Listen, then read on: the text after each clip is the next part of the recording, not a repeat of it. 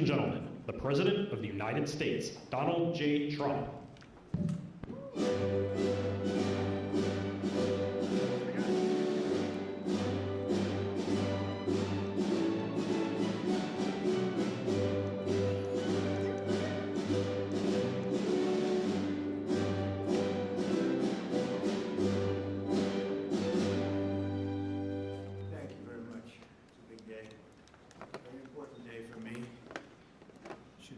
For everybody, including the media, but they don't really cover it fairly, I will tell you that. It's shocking. Please sit down. Thank you. We gathered here today for a truly solemn occasion. Throughout this hall, I am joined by heartbroken Americans who have lost parents, siblings, children, grandchildren, and treasured loved ones to the scourge of illegal immigration led in by the past administration. Millions and millions of people from jails, millions and millions of people from countries that we don't want to know about. Drug dealers, murderers, 11,888 murderers were allowed into our country by the Biden administration. These are the angel families that we love, that for decades our government betrayed and our media totally ignored, and I've seen it. When I first got involved with the angel families, I had a meeting, it was so sad. And they got up and spoke, and the media literally just turned off the cameras. They didn't want to hear them. It was my first glimpse as to what was happening. These are sick people that cover stories like that, or that don't cover them, which is worse. Everyone in this room not only suffered an infinite loss, they were the victims of politicians who put the comfort of foreign criminals before the safety of American citizens and American patriots. Their stories were censored and suppressed like maybe almost never before, so that the politicians could open our borders and allow our nation to be invaded. We didn't win the election, our nation would right now be destroyed. But under the Trump administration, their suffering is forgotten no longer. In just a few moments, I officially sign a proclamation that I've been waiting to sign for a long time, including my first administration.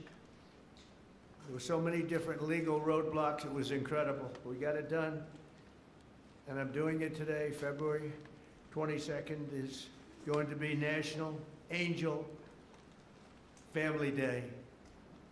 Very important. So many incredible family members and friends, parents and children. On February 22nd, 2 years ago, a brilliant 22-year-old nursing student named Laken Riley went out for a run on a college campus in Georgia. Laken was viciously attacked, brutally beaten and murdered by an illegal alien gang member who the last administration heartlessly released into our country. No problems. Let him in. They let in everybody. They didn't check anybody. They let in everybody. Among the first bills I signed into law after taking office last year was the Laken Riley Act. I'm so proud of it. To ensure illegal alien criminals are rapidly removed from the United States of America, if that's okay with the media. That bill has already been really playing a big role in the life of our country. It's resulted in over 21,000 illegal alien arrests, 21,000. Yeah.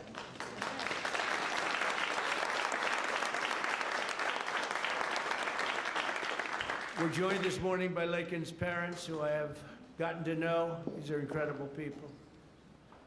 And I want to ask Laken's mother, Allison, to please come forward and say a few words, please.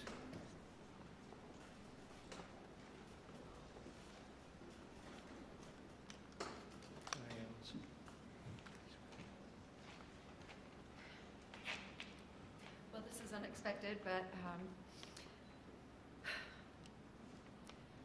I think that a lot of people feel like that President Trump is maybe different than the version I've gotten to know. And I just can't thank you enough.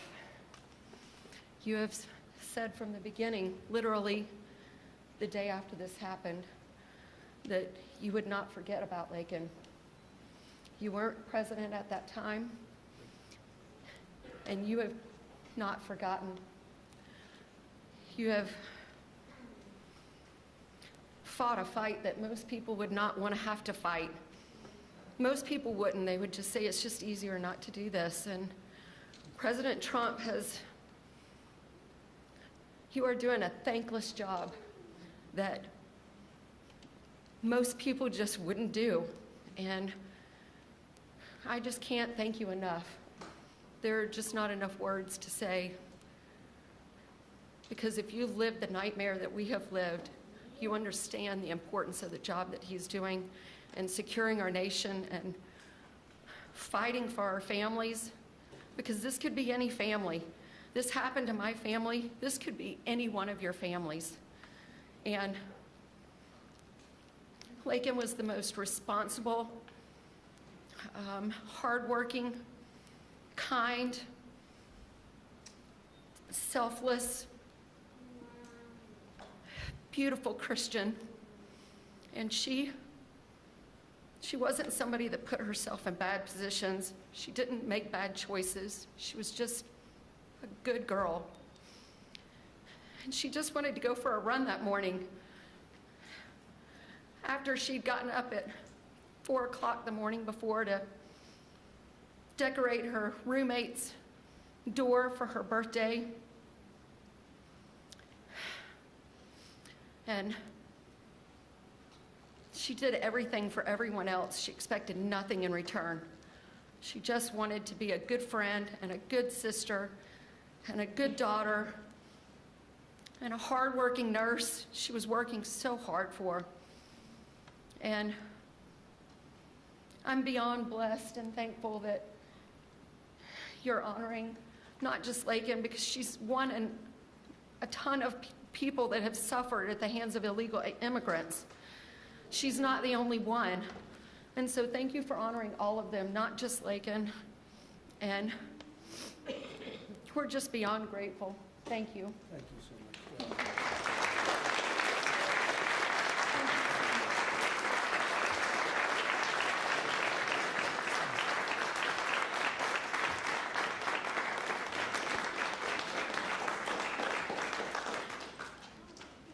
Thank you very much.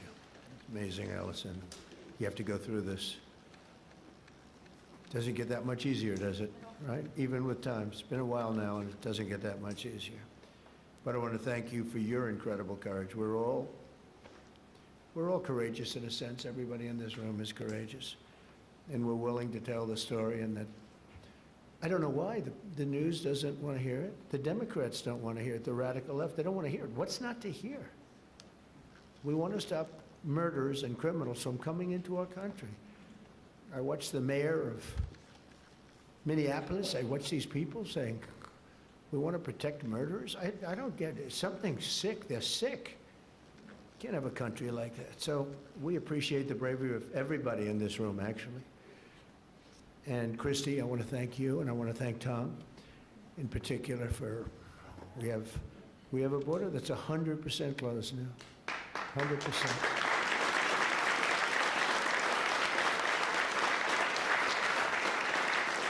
So Laken's story is even more tragic because her death was completely preventable. This shouldn't have happened.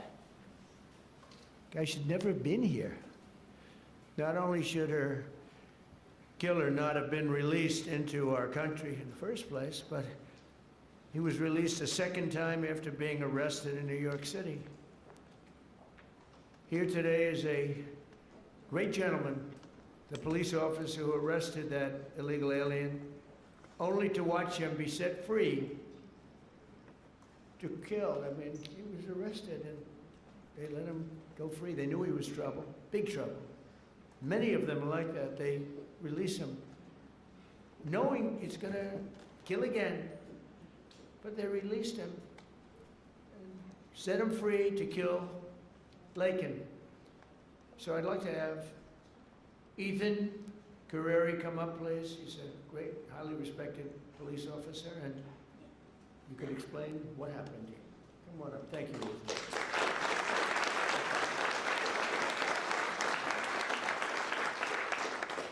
Mr. President, it's an honor to be here today, and it's an honor to be speaking with you guys.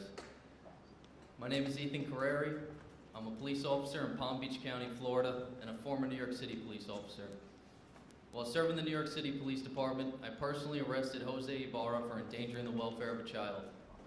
A few months later, I saw his face again in the news after he viciously murdered Laken Riley. I did my job. I put him in custody. The system failed. No detainer, no accountability, no deportation, and an innocent American life was taken. If you enter our country illegally, there will be consequences under this administration. The American citizens must always come first. To Laken Riley's family, your loss should have never happened. We owe it to you and every American family to enforce our laws, secure our border, and protect innocent lives.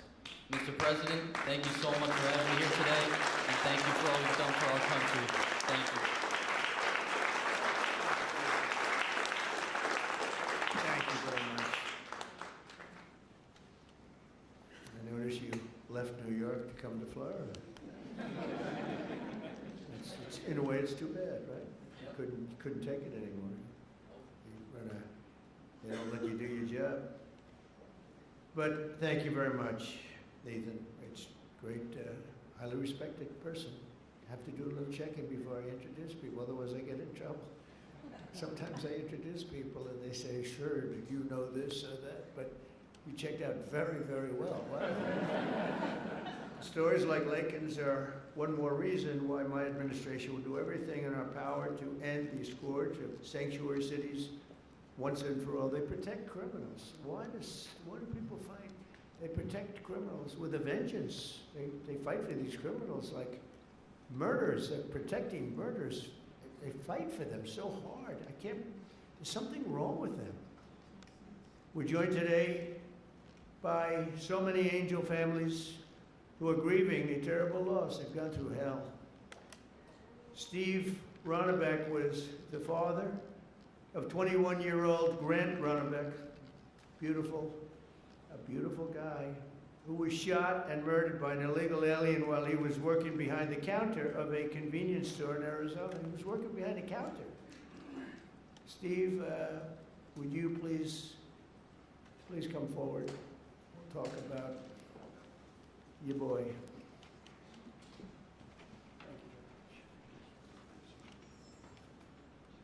You know, I spent some time with President Trump in his first election. President Trump talked about Grant even before he was elected in 2016. And finally, we had hope. We had hope that it was going to end. I was just talking to Secretary Noem that we all sat around the table one day during one of our visits to Washington. And again, the word preventable came up. All these deaths at the hands of illegal immigrants are preventable. They could have been stopped. We could have done so much more, unfortunately, at the hands of an election that we questioned. Somebody took their foot off the brakes, put their foot on the accelerator to let these people into our country. And it wasn't just regular people, it was criminals, it was murderers, killers, rapists. And now today, we are finally going to see that somebody's going to remember all of our loved ones. They're going to remember the names, and they're going to remember what we've all been through. Thank you, Mr. President.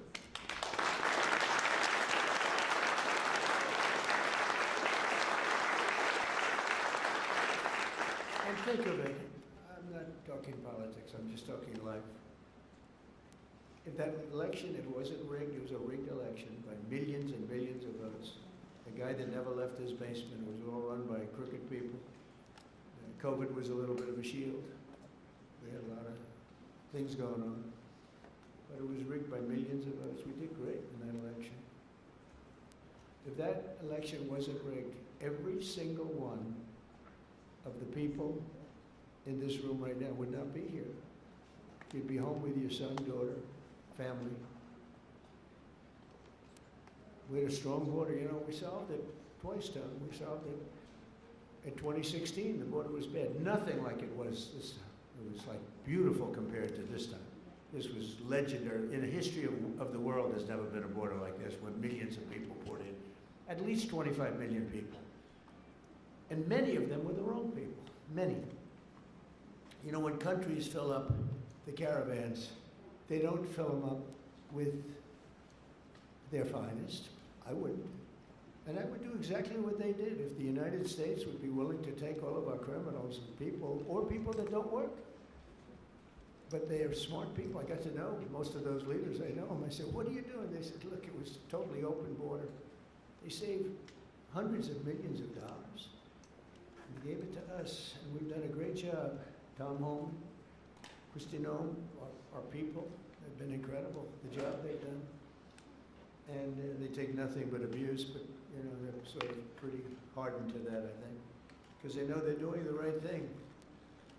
It just amazes me that there's not more support out there. It's just, we actually have a silent support. I think it's silent. I think well, that's how I won. I got probably 85 million votes. They say 78 million, 79 million. They cheated in this election too. It was just too big to rig. Too big to rig. But they cheated like hell. They can't win on policy. Men and women's sports. We have a new one though. Voter ID. I think that's as crazy as they won't approve voter ID. They won't approve proof of citizenship. They won't approve no mail-in ballots, even though they know it's crooked as hell. Where the ballots are sent to, in many cases, Democrats. Republicans don't get theirs, and they're calling frantically to get their ballot. A Democrat will get 3, 4, 5, 6, and even 7 ballots. And then we're supposed to win. That's what they're good at. They're professional. Cheaters. But we wouldn't be here right now. I'm just thinking as we're going through it, because we've suffered through it together. I suffer for the country. I mean, it's the people I've gotten to know, the mothers and fathers, mostly mothers and fathers. Husbands in some cases, wives in some cases, but mostly mothers and fathers, what they have to go through. Also with us is Marie Vega, the mother of Javier Vega Jr., the retired U.S. Marine and Border Patrol agent, so respected, who was murdered in front of his family by 2 illegal aliens, bad ones, really bad ones. People you could look at them and you could say, trouble. Trying to steal his family's trucks. He wanted to take everything the family had, but the trucks in particular. Marie, please come forward. Thank you, darling.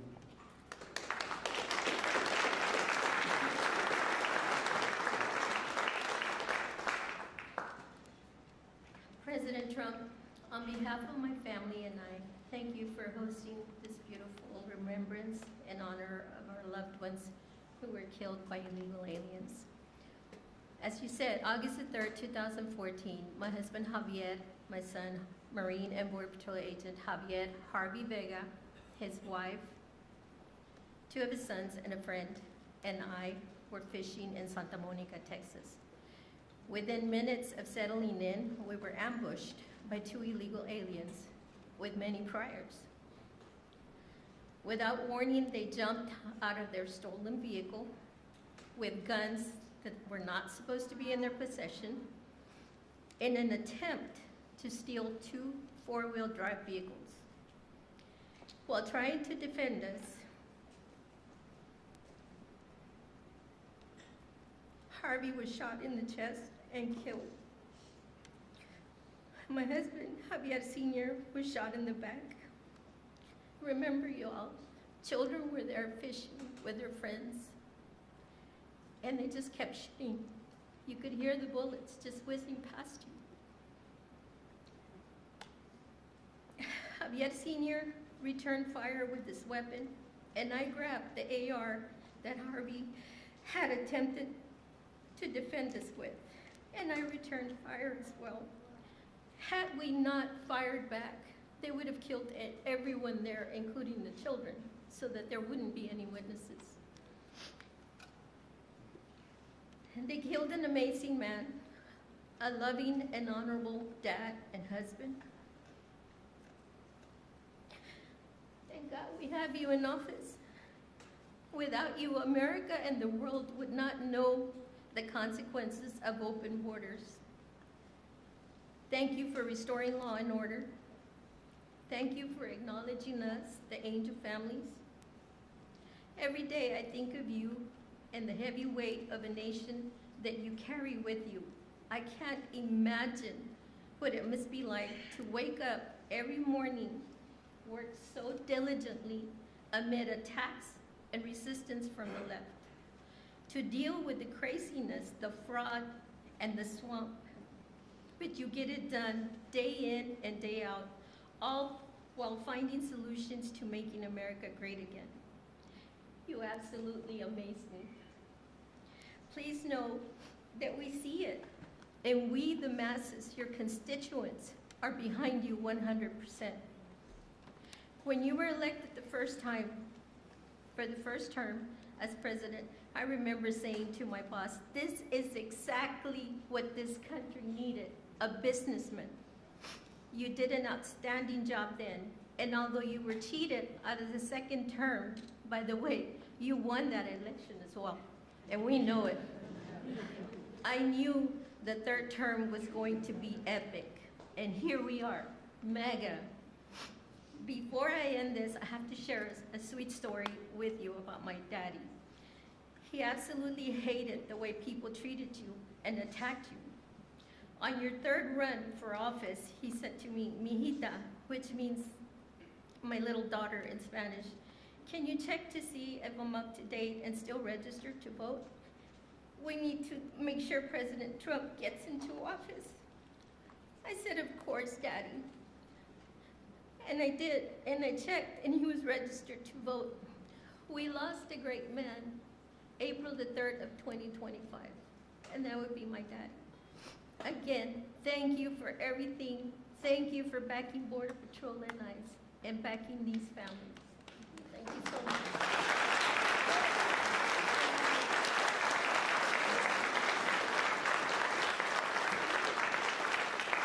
So beautiful. You know, I was thinking as you were saying that running again for a third time after having gone through what we went through the second time, which was so horrible. So much cheating, so much deception and viciousness, and you could see what they were going to do. And I'm here now, and it's a much more powerful term than my second term would be. And much more powerful. And one of the reasons is everybody sees how bad they were. And I had to go through, and I still do, fake stories, fake polls. And I had polls for the election that showed I was going to get swamped, and I won in a landslide. They were fake polls because polls are tough. You know, when you get a fake poll, I get them today. I saw one today that I'm at 40%. 40%. I'm not at 40%. I'm at much higher than that. I mean, I'd love to run against anybody. The real polls say you kill everybody. It wouldn't even be close. But you go through the fake polls, you go through the fake stories. And I said, you know, it was good because this is really a much more powerful term than I would have had if I had run, because it was just one of those things. There would be nothing to compare it to. And now they compare it to Biden and that horrible, horrible administration. And I mean it, it is more powerful. Our military is much more powerful. We rebuilt it mostly in the first term. Then they gave away a chunk of it. And as much as it was, it's very small relatively, Tom. But we gave it to the Taliban. Just walked out. We could have taken it with us. They said, oh, I think it's cheaper to leave the planes. Just put a little jet fuel and fly it to a neighbor or fly it right home. Sir, I think it's cheaper. I think we'll save money by leaving a $150 million jet on the runway. These people are crazy. But I said, and I've said to a lot of people, it's much better what happened, but not for you people, it's not. And then I go back and say, but I wish it didn't, because every one of your loved ones would be alive today. Everyone in this room, I think, maybe there's one where it could have sneaked through during our term, but I don't think so. We had a very tough border. We solved it in 2016, and we had a very strong border. I would say nothing is as strong as what we have now, but we had a very strong border. We had a good border. We had a sane border. It was sane. And I say, I like this much better, much more respect.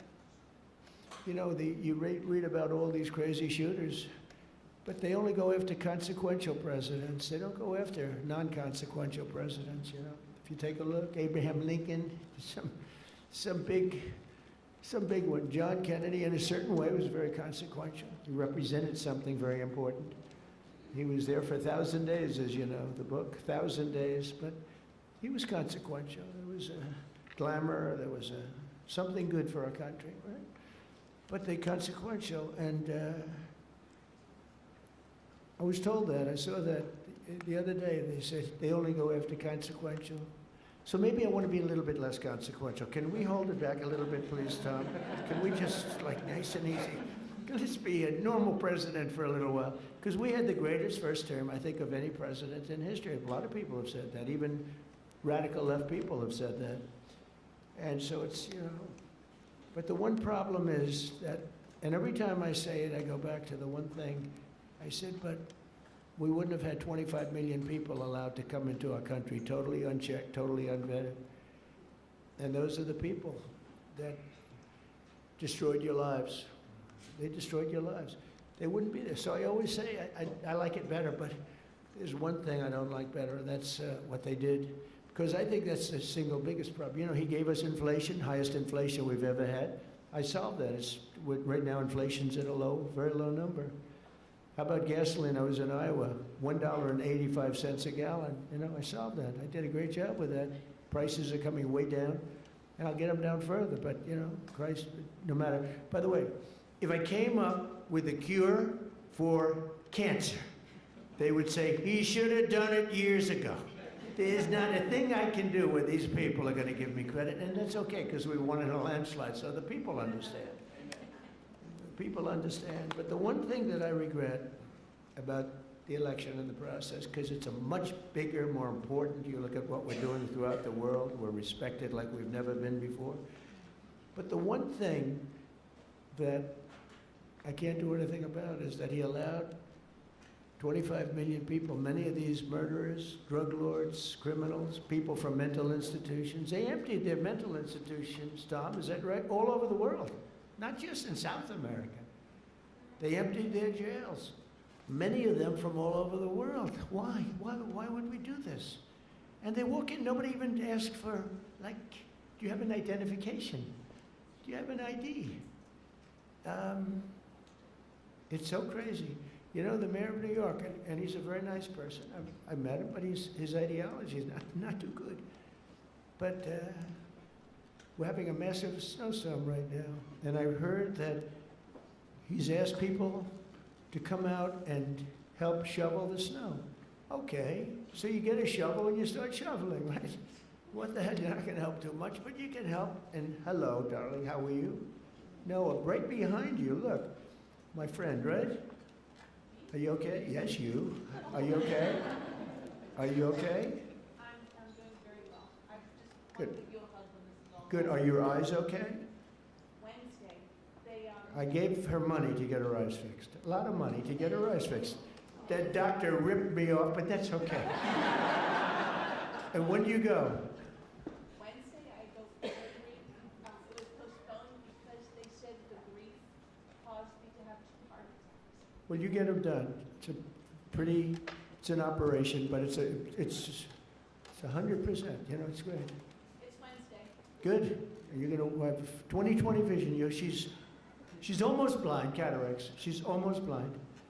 And with one operation, that will take a very short period of time. Hope you have a good doctor. I hope so. He's an expensive doctor, top of the line, right? But you know what? You're gonna have 20/20 vision. because I noticed you're wearing glasses. I saw you yesterday on television wearing glasses, and I said, well, but anyway. But, you know, speaking of your family, it would be a lot different right now, except for the election. So I always say, it's too bad that happened.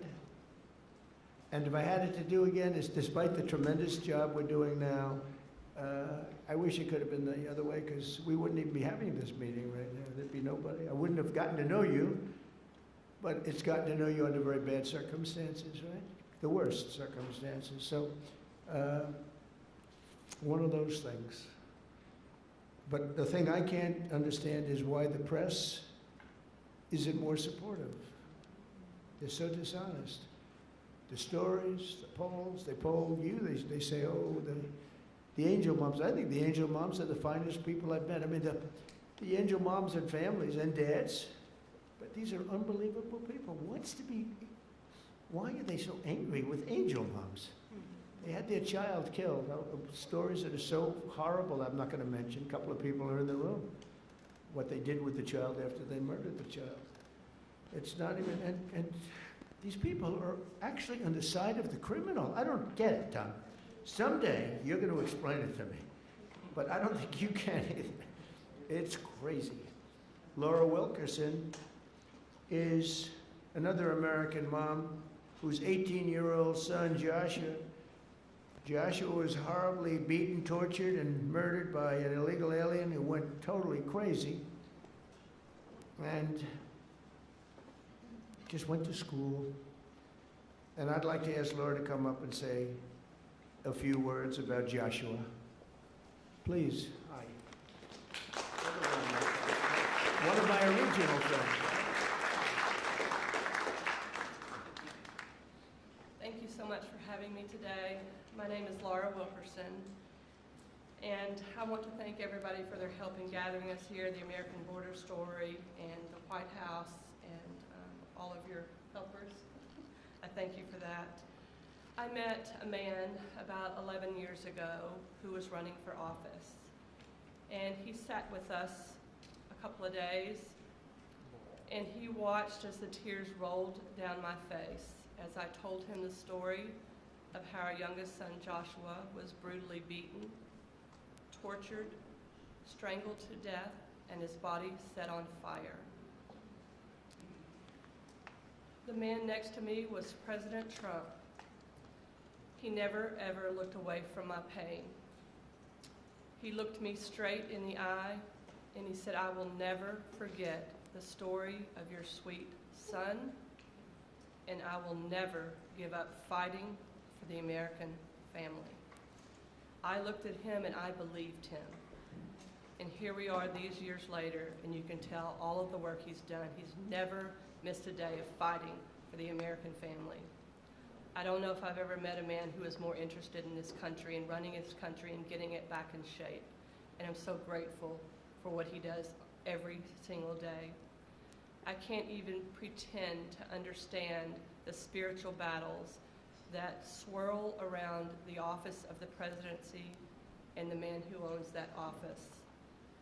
I would ask that God breathe a fresh breath of air through this administration so that he can calm those spiritual battles and allow our president to continue to do the hard work. Jesus works on my family every day, still healing us today. And I am just so incredibly grateful for the man who's in office, who never quits. He is sidelined so many times, but we know the man, Jesus, who can take care of that. And we pray today in his name that he will sweep through this country and make it right again. Thank you so much for having me.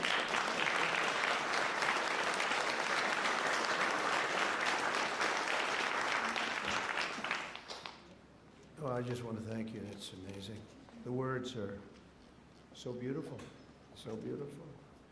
I get introduced often, and I'm getting introduced by people. In many cases, they hate me. And they don't give me nice introductions like that. But all we're doing is the right thing. It's sort of simple, right? It's sort of simple, and but not simple for you. And that's when I was running, actually. That was before I won. I didn't know if I was going to win or not. I was running against 17 politicians. You knew. I know. But no, I never forgot that. Jody Jones is a loving brother whose cherished sibling Rocky was killed by an illegal alien real monster, who went on a deranged crime spree after being released from prison as part of a California sanctuary city policy. Jody, please come up. Thank you.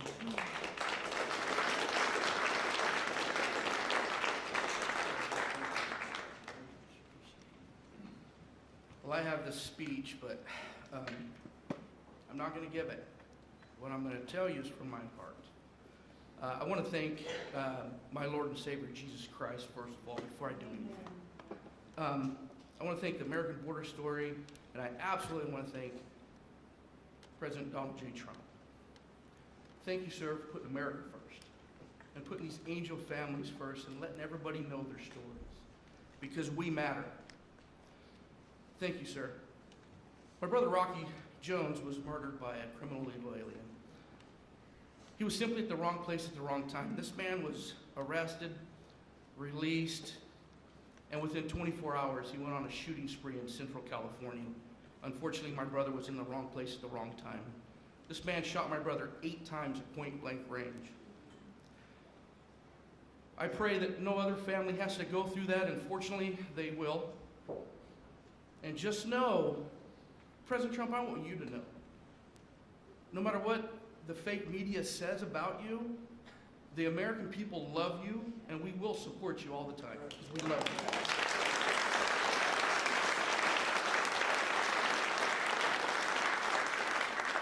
I'm sick and tired of hearing these Democratic politicians stand up on these podiums and say how sorry they are for seeing these criminal illegal aliens being ripped apart from their families. What about us? What about the American family? What about us? We mean something too. And this man right here understands it. I was listening to Grandma cook, and she said thank you to President Trump. And I love that lady. I don't even know her. I just heard her. I just got the fire inside of me. I'm like, wow, that's an American. I love America. I want you guys to understand this. Americans are not racist. We're not xenophobic because we want a safe America and we want to put Americans first. This man's not racist because he wants to put Americans first. Are you kidding me? I know you guys hear it all the time, but we are not. And I'm going to tell you something. I love America. I love Donald Trump. I love my family. And by gosh, I love America. Thank you very much, Donald Trump. President Trump, you are the man.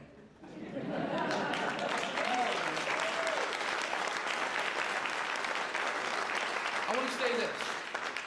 I'm going to end here. I want to say this. I love my country. God bless you. God bless Donald Trump. And God bless America.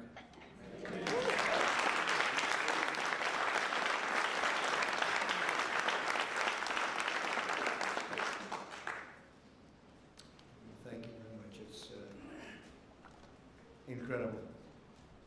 I want to now introduce somebody that I get to know pretty well. We just had a little discussion. Wonderful mothers, Patty Morin, who lost her beautiful daughter Rachel, and Tammy Nobles, who lost her daughter Kayla. Your daughters would be unbelievably proud, and they are as they look down. I'm sure they're looking down.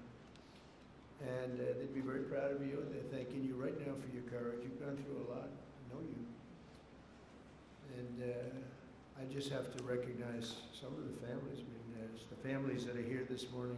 I know many of them, not all of them. And you know, it grows at a pretty strong level, nothing like it was in the past. You remember when, during the campaign, Biden would say, and then I guess Kamala's the same thing, same ideology, same level of intelligence, I think. But she would say, and he would say, no, it's wonderful to have the people come into our country. These are fine people, these are nice people, and they don't commit crime. And I called Tom home and I said, what's the story on that? Because I think they're really violent. And Tom would say, these are the most violent people in the world. They're coming in. These make our, I remember you said, these make our criminals look like choir boys. And you know what? You were right. You were right. But I want to thank those two people because what they went through. And I want to recognize all of the families here this morning who have lost loved ones, a lot of families. Thousands are not here, and they're feeling just the way you do, sad. And continue to fight. You know, they say time helps, but I've seen some people, and the time isn't really not helping that much. Time, they say, it heals all wounds, but it's not. You feel better now, or the same? You got to feel a little bit better. You got to let it, but it's not like the phrase, wonderful phrase, time heals, like everything's good. Excuse me? We feel good that you're here now. Yeah, yeah, I know. We'll continue to fight, though, and we'll stop this horrible situation, and we have stopped a lot of it. A big thing, you know, you saw that murders are down for the most in 125 years. That's before my father was born in 1905. 5 years before my father was born. My father was great. But, so in 1900, 125 years, the murders, the lowest rate. You know why? Because I closed the borders, and we got a lot of people out. It's not just closing, we got a lot of people out. Washington, D.C. is now a safe. So we don't want to close the borders for them. We got a lot of them out, and we got many of the worst ones out. Go for them first. But I want to conclude by reading part of a letter I received earlier this year from two heartbroken grandparents who will never again see their 8-year-old granddaughter after an illegal alien ran her over with his truck purposely. They wrote to me, we are hurting so badly, and now know that the hurting in our family will never go away. It never, ever will go away. We're not seeking notoriety.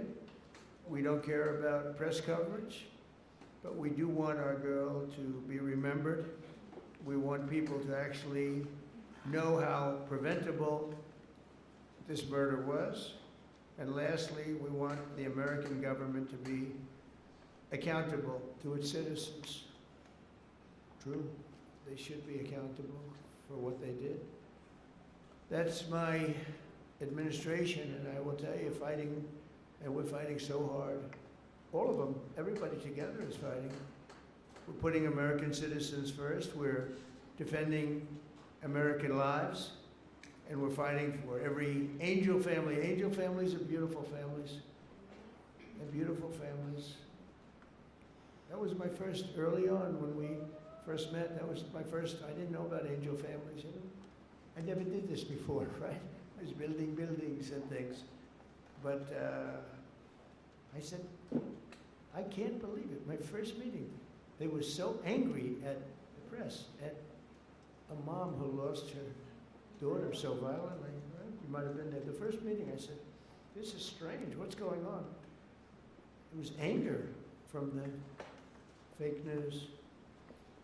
But the angel families, I realized very early on, I never changed. I could see how you changed them. You know, you have to go through this stuff. But never changed. I thought they were among the greatest people I've ever met. I've met the heads of countries. A lot of them aren't so nice, but you know, they do have some power. And we've done very well with all of those people. But among the finest people I've ever met are the people in this room and people, many people outside of this room. I know many, many more than just in the room. But we restored our border, and it's now totally secure, and our country is at the safest level it's been in many, many years. How could anyone possibly say we want open borders? Knowing, especially, let's say you did that because you're foolish or stupid or something. And you did it, but after a couple of weeks, you're going to know that the people coming here, if you're running a country, you want to send your bad people out. That was the way I looked at it. I didn't know anything about it. I ran for office, but I have a lot of sense. And I said, well, open borders are no good because if I'm running the country nearby or far away, I had no idea how far away. They came from the Congo in Africa. They came from all over, not just South America. Congo let vast numbers, hundreds and hundreds, probably thousands of people out of jail. They brought them through Mexico and they dropped them into our country. But you would say that common sense, well, and I said it right from almost the first day. I said, how can you have an open border? All the countries are going to be dropping their prisoners into us. That's exactly what happened. And mental patients and others. So we have a country that's now doing well. We have the greatest economy we've ever had. We have the most activity we've ever had. I'm making a speech tomorrow night, and you'll be hearing me say that. I mean, it's going to be a long speech because we have so much to talk about.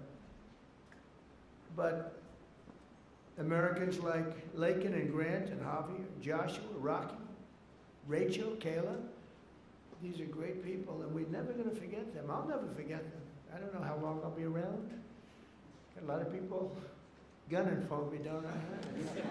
But I will not forget them. I'm never going to forget them. And I just think you're among the most brave people. I meet a lot of brave people. I meet warriors. They give out congressional medals of honor.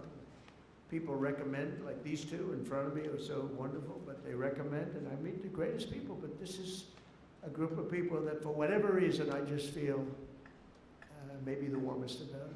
So at least you have one friend, and we don't understand why you don't have many, and maybe you will. I don't know. So I'm going to go sign the proclamation, and then we're going to sit in the audience. I'm going to sit with you for the reading of the victims' names, and I'll then depart to a song sung by our incredible, talented military, Amazing Grace. Okay? Sound good? Now we can have some of the families come up, some of the people come up. You know who you are. Come on, you can stand around. I don't use an auto pen, so you can watch me actually sign.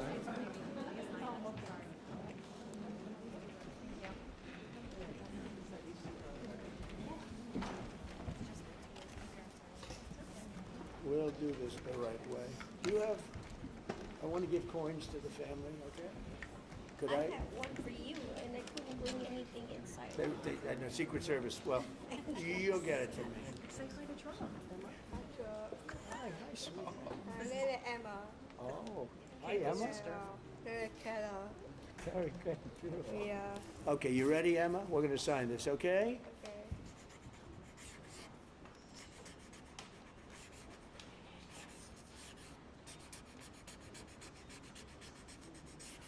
Okay, that's a good one. That's a good one, yeah.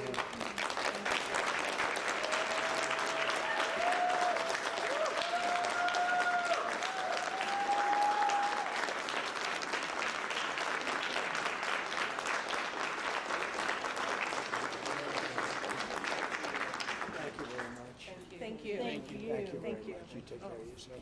You can hold that. At least for a little while before. I'm not taking it. Thank you. So let's do this candle lighting, and it's very beautiful. Please.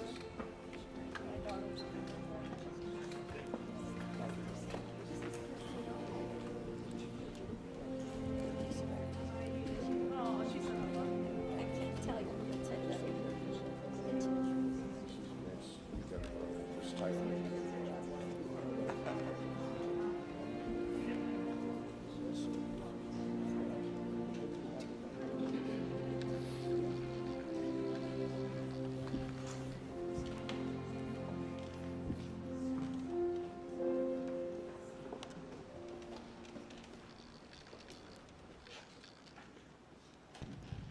We will now light a candle in honor of the victims in solidarity with their families. Following the lighting of the candle, the names of the victims will be read aloud so that their memory may be honored.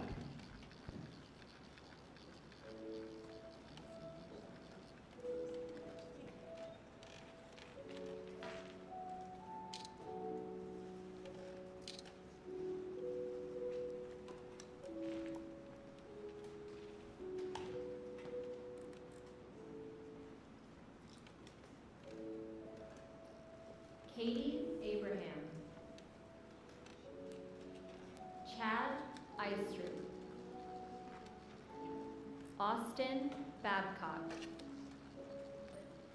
Megan Elizabeth Ida Boz, Jesse Bird, Liam Cantu, Michael Clayton, Gail Clayton. Sander Cohen. Piers Corcoran. Ronald De Silva. Jackson Davis. Christopher James De Leon. Joseph Di Tomaso. Marshall Dova. Brady English. Shaylee Estes. Lacey Marie Ferguson. Maura Garrity.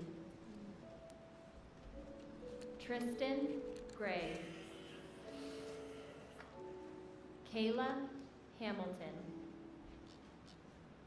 Aaron Joshua Hampton.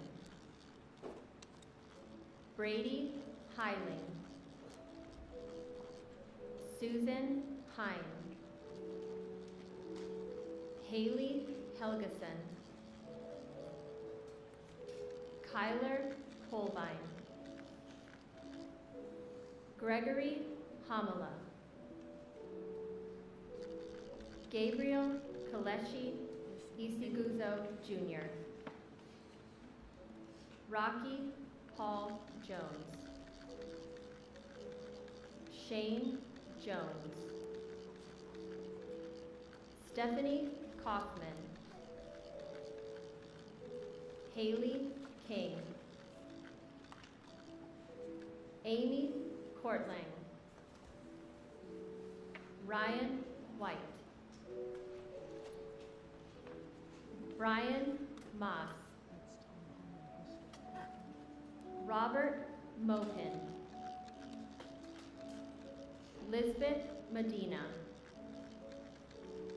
Brandon Mendoza. Brandon Michael. Dominic Montoya. Jonathan Moody Jr. Ruben Morfin. Rachel Morin. Krisha Odette. Nicolay Osokin. Rocco Pitro. Laken Riley. Grant Ronnebeck. Matthew Russell. Kayla Santiago. Danielle Nikki Shermock. Fred Schlosser. Tierra Stansberry. Kate Steinley. Joseph Story. Timmy Tarnowski. Brian Terry. Anya Varfolomeev. Javier Vega Jr. Joshua Aaron Wilkerson. Carlos Wolf.